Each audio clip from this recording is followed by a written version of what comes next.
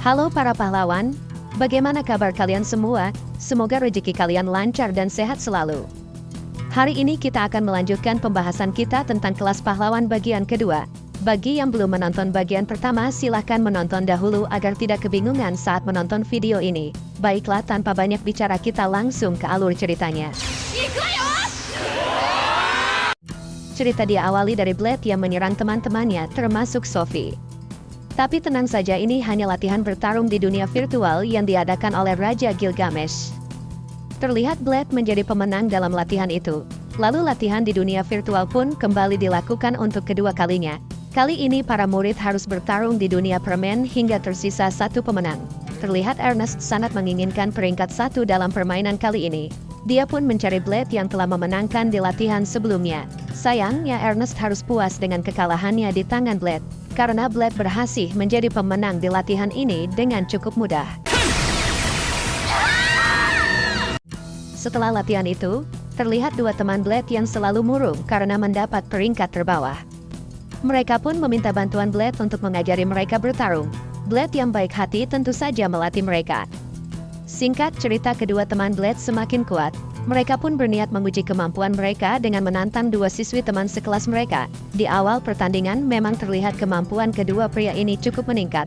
Sayangnya kekuatan mereka belum cukup mengalahkan kedua siswi yang menjadi lawan mereka. Kedua pria ini pun kalah dan harus puas tetap menjadi murid paling cupu sekelas. Usaha Blade ternyata sia-sia. Beberapa hari kemudian, terlihat Ernest dan beberapa temannya bertemu dengan robot penjaga perpustakaan sekolah yang bernama Ona. Terlihat Ona sedang mencari Blade. Sebagai siswi yang baik, Ernest pun mengantar Ona untuk bertemu Blade. Tapi saat Blade bertemu Ona, dia pun kaget dan langsung menyerang Ona hingga hancur.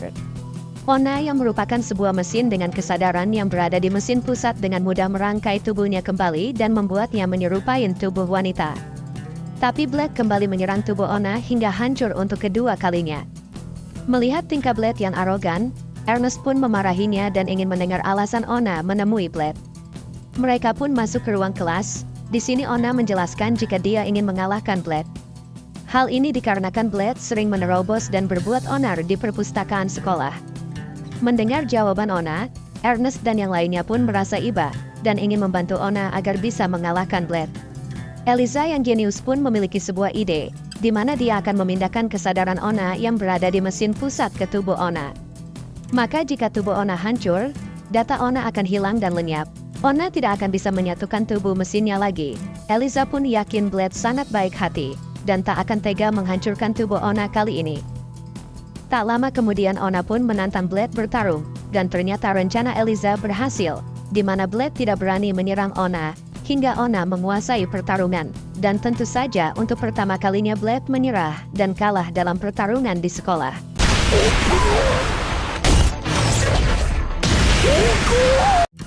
Beberapa waktu kemudian mereka pun pergi ke kantin untuk makan. Di sini Ona bercerita jika tugasnya sudah selesai, dan tubuh Ona akan meledak malam ini karena kesadarannya sudah tidak terhubung oleh mesin pusat. Malamnya waktu peledakan Ona akan dimulai. Dia pun mengurung dirinya dan mengucapkan kalimat perpisahan pada Ernest dan yang lainnya. Di sini Ona sempat meminta tolong pada Ernest karena dia tak ingin diledakkan oleh mesin pusat. Tapi anehnya saat waktu peledakan tiba, terlihat tubuh Ona baik-baik saja. Tiba-tiba Blade datang dari bawah tanah. Blade memberi kabar jika dia berhasil membujuk mesin pusat untuk menghentikan peledakan Ona. Dan kini Ona berhasil selamat dan berteman dengan Blade. Di lain episode, terlihat Blade sedang melakukan latih tanding dengan Leonard. Tentu saja Blade yang kuat bisa mengalahkan Leonard dengan mudah. Kekalahan Leonard dengan Blade membuatnya terpukul. Leonard pun mengumpulkan semua teman-temannya dan mengatakan jika dia ingin mengalahkan Blade. Tentu saja teman-temannya setuju dengan pendapat Leonard, karena memang mereka juga belum pernah mengalahkan Blade. Mereka pun bertekad ingin mengalahkan Blade dengan cara apapun, baik cara jujur maupun cara kotor. Seperti menantang di pertandingan resmi, menyerang Blade saat di kantin, adu sweet Jepang, hingga adu ketahanan tubuh. Sayangnya semua cara yang mereka gunakan tak satu pun yang bisa mengalahkan Blade. Mereka pun kembali berkumpul dan mencari tahu tentang kelemahan Blade.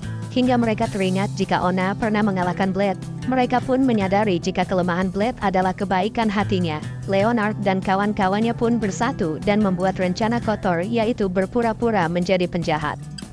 Besoknya saat di kelas, terlihat Blade dan beberapa teman sekelasnya sedang belajar. Tiba-tiba datang 3 orang penjahat bertopeng yang menangkap para murid perempuan. Tapi karena penyamaran mereka sangat buruk, Blade langsung sadar jika 3 penjahat bertopeng adalah Leonard dan 2 temannya. Dengan terbongkarnya identitas Leonard, membuat rencana para murid untuk mengalahkan Blade gagal.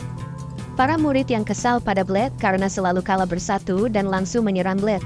Sayangnya Blade bukan tandingan mereka. Leonard dan kawan-kawannya kalah dalam sekali serangan Blade. Tentu saja hal ini membuat Leonard kapok dan tak akan mengulangi perbuatannya lagi.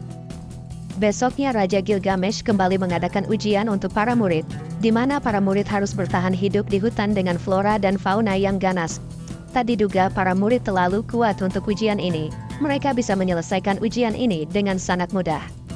Raja yang melihat perkembangan para murid menambah tingkat kesulitan dalam ujian, di mana para murid harus mengalahkan para monster kuat yang ada di hutan. Seperti monster kol raksasa, bertinju dengan monster jagung, mengalahkan bunga yang bisa mengeluarkan laser, hingga mengalahkan Raja Monster penguasa hutan. Sayangnya Raja Monster sangat kuat. Para murid pun bersatu untuk melawan Raja Monster. Namun serangan biasa tak mampu melukainya. Mereka pun ingin membuat sebuah serangan yang besar, di mana Ernest meminjamkan pedang api miliknya pada Blade. Tak cukup di situ, Maria juga mengalirkan energi sihirnya yang kuat ke pedang api Ernest. Blade pun menggunakan pedang api itu untuk mengalahkan Raja Monster. Singkat cerita, akhirnya semua murid lulus dari ujian Raja Gilgamesh. Beberapa hari kemudian, terlihat Blade sedang mengajari 2 temannya berpedang. Tiba-tiba datang seorang pahlawan buatan berjubah hitam yang mirip dengan Sophie. Tak disangka pahlawan buatan itu langsung menyerang Blade. Untungnya Sophie yang memakai jubah biru datang dan membantu Blade. Pahlawan buatan yang melihat Sophie langsung kabur meninggalkan sekolah. Ternyata pahlawan itu kembali ke rumahnya dan menemui keempat saudaranya yang memiliki wajah seperti Sophie. Mereka berniat secara bergantian akan melakukan serangan pada Blade. Beberapa waktu kemudian, terlihat salah satu pahlawan buatan yang membawa sabit menemui dan langsung menyerang Blade. Blade yang kuat terlihat sangat mudah menghadapi serangan sabit pahlawan buatan. Lalu Sophie seperti biasa datang membantu Blade. Melihat Sophie pahlawan buatan pun kabur meninggalkan Blade. Selanjutnya di markas para pahlawan buatan, terlihat mereka semua berkumpul dan menerima tugas dari atasan mereka, yaitu melenyapkan Blade. Hal itu dikarenakan Blade adalah seorang mantan pahlawan. Para pahlawan buatan ini ingin mengganti semua pahlawan dengan para pahlawan buatan seperti mereka, agar kehadiran mereka lebih diterima oleh masyarakat. Tak lama kemudian 2 pahlawan buatan memburu Blade di sekolah. Blade yang tak ingin sekolahnya hancur karena pertarungan, tentu saja lari untuk menghindari para serangan pahlawan buatan. Tapi Ernest yang melihat Blade dalam masalah langsung membantunya, hingga membuat 2 pahlawan buatan yang menyerang Blade kerepotan. Kedua pahlawan buatan yang melihat situasi tak menguntungkan baginya, mencoba menggabungkan elemen gravitasi mereka, hingga membuat sebuah lubang hisap. Kegaduhan itu pun diketahui oleh Sophie. Dia langsung datang dan menetralkan lubang hisap dengan kekuatan gravitasi milik Sophie. Tak disangka muncul 3 lagi pahlawan buatan lain. Mereka datang untuk menyelamatkan 2 rekannya yang terluka lalu kabur. Pertandingan pun berakhir seri.